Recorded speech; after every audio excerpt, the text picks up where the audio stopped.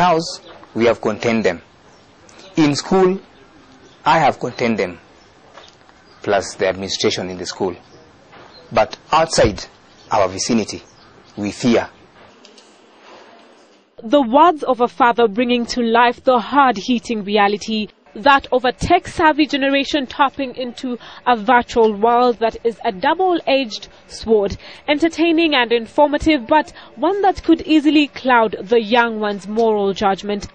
What, according to a child online safety report by the Cradle, a Children's Welfare Foundation, has seen children hide the truth behind the screen, most children admitting to not confiding in their parents about these online encounters.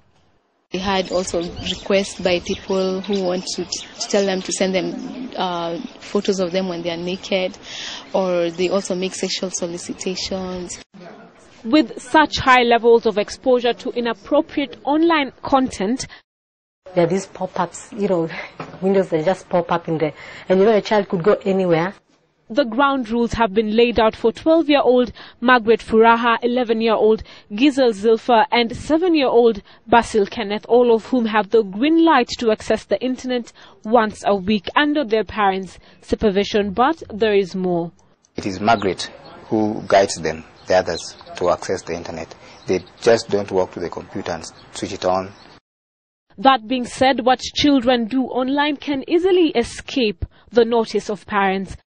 They use some certain abbreviations like LOL, BRB, P199. Broader control is more important. Socializing, talking to the children, making them understand the harmfulness, for example, of sites that they're going to when they're too young, when they shouldn't be really looking there. So that even when they move on to look at those sites, they feel that, no, I've been told not to do that. They feel guilty. They feel this is the wrong thing to do. Now, there is no specific mention of child online protection in the Children's Act, but the Act, just like the Sexual Offences Act, does protect children from crimes committed in the cyberspace. This in complement with the Kenya Information Communication Act 2009. But having said that, we all appreciate that cybercrime is very sophisticated.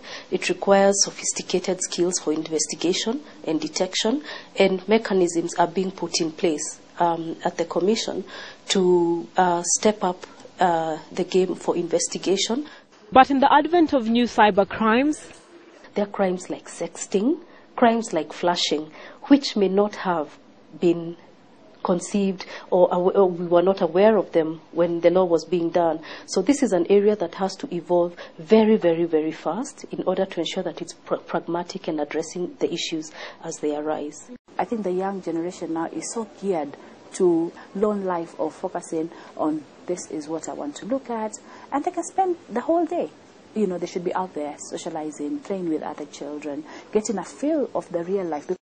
The internet is quickly becoming a breeding hub for criminals preying on children online, making it imperative for parents and guardians to take charge and not allow their children to become mere statistics.